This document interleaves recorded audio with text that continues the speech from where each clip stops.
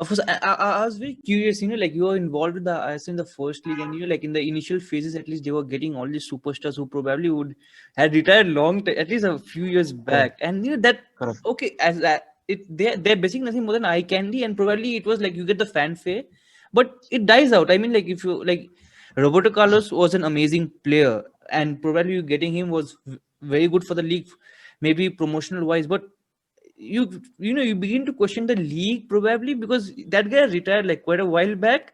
So do you think Sure. like moving away from those type of signings has helped the league grow and probably that is the way forward? Um, so again, I would kind of balance it out, and I would say for every Roberto Carlos, and look, Roberto Carlos predominantly came in as a coach. The fact that he was assigned as a marquee player is a little bit you're playing the system. He qualifies, and that's why you put him there because there's a salary cap there.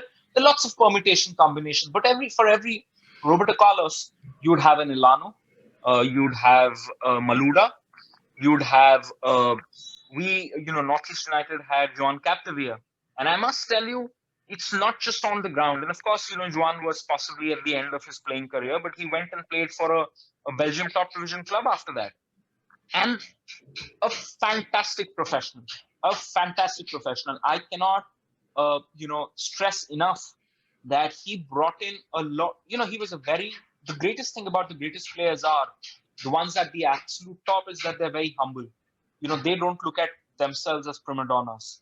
So if and I'll give you examples. Juan, um, he could have very easily said, "I want a car, and I will travel separately. I will not go with the team." Things like those, and maybe we would have accepted it as well. He never did that. He sat in the bus with the team, whatever bus, whichever way. And then a lot of players pick equipment, right? When you go out to train for your training. Juan would always do that. He would always pick equipment and place it back. If he didn't, would anybody say anything to him? No, nobody would. But that's how he was. A very interesting incident is, of course, at that point in time, one of the youngest players in that team was Redeem Talan. He didn't play much.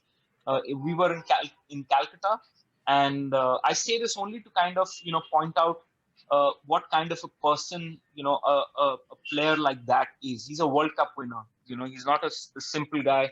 Um, there were a lot of boots players were buying at the guy had come over, and Redeem, a nice little young boy who's not on a high salary, was looking that they were selling. And Yuan walks in, he's also having a look. He's contracted, so he doesn't need to buy any. He's got his own, the company's given him a lot of boots. So he walks in casually. There are lots of players. And here's Redeem. He's looking at, the cheapest boot available. And Juan walks in and says, "Okay, which one are you taking?" So he says, "I think this one." And Juan says, so pardon my language, Juan says, "That's shit. You know, you buy this one." And that was the most expensive one. And Juan said, "Don't worry from me." So that has, stayed with me for such a long time because that's a World Cup winner showing a young boy who's just, on his first or second year of professional football, what it means. And Capdevila, actually bought him those shoes. I don't know if Redeem still has it. If it was me, I would keep them. But I saw Florent Maluda play. Fantastic. Whether it was a 3-month season or a 4-month season, when he had the ball, there was a different spark to it. I'm a huge Alessandro Del Piero fan. So when I saw him play, I found it to be brilliant. The other side, of course, is a lot of them, and I could count at least 10, 15 of those. Elano, the first season especially, was unplayable.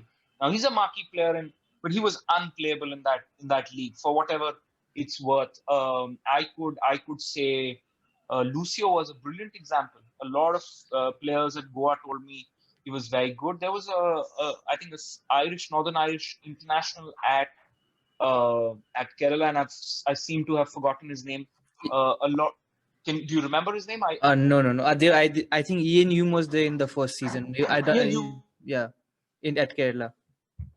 I'm just saying, but Yeah. there was it's stupid that I've forgotten his name, but heard so many good things about him, and so many good things. A lot of players now, because they are marquee, they're designated marquee. They come at a huge budget.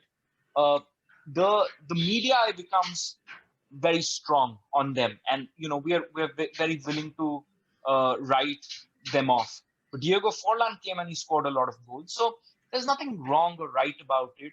It depends on you, and I think the option should be given if somebody wants to bring in somebody and that kind of adds value to the club. I think there's no harm to it. But the league's getting. We had cases of not so great foreigners back then as well. But now the league's very strong in terms of the players that they're getting. They're getting players who are not like past their prime long back. They're still in at an age they're extremely competitive, and you cannot get somebody who'd be a journeyman now. So you have to have somebody who's doing well for the club. Of course, actually, the main question, when I asked the question, the one person that sticked out was Robert Pires, because he had played in 2011 and Right. the league was in 2014. So it was quite a while before he came back. And I think he was 40, and it doesn't look like it looks weird in the eye that you are a young league and you are wanting to grow. Yeah, of course, he adds value to the league probably more than any other player because he's a Yeah. huge name all over the world. So Correct. yeah, that Correct. was the one Correct. Correct. Correct. that stuck out for me. Yeah, look, if you today go out and try and make a new team or a new league, or you're even, building a new house, you would make some mistakes. If the mistakes cost you a lot, people will look at you and say he's a fool. But, you might have made a brilliant house, which a lot of people haven't seen.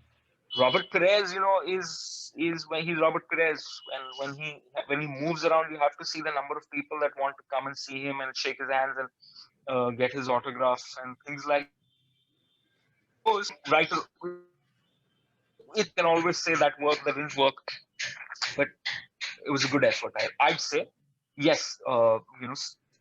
There are some things that were possibly, you kind of found your way out.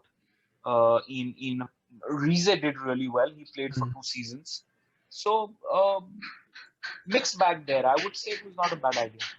Player-wise, it would have to be Steven Gerrard, just because again before he became a journalist, he was someone I just admired massively in terms of the absolute complete footballer. I think if you were trying to make a footballer in a factory, it would be Steven Gerrard, someone who, I think JV Carragher summed it up best once when he said, Steven Gerrard's biggest strength is he doesn't have any weaknesses. The stadium. I don't see really need to do that. Mainly such a big spending, but it's true that it would be a fantastic stadium. That's not bad, but you have to be careful, and mainly at this moment when we are going to face a very difficult time.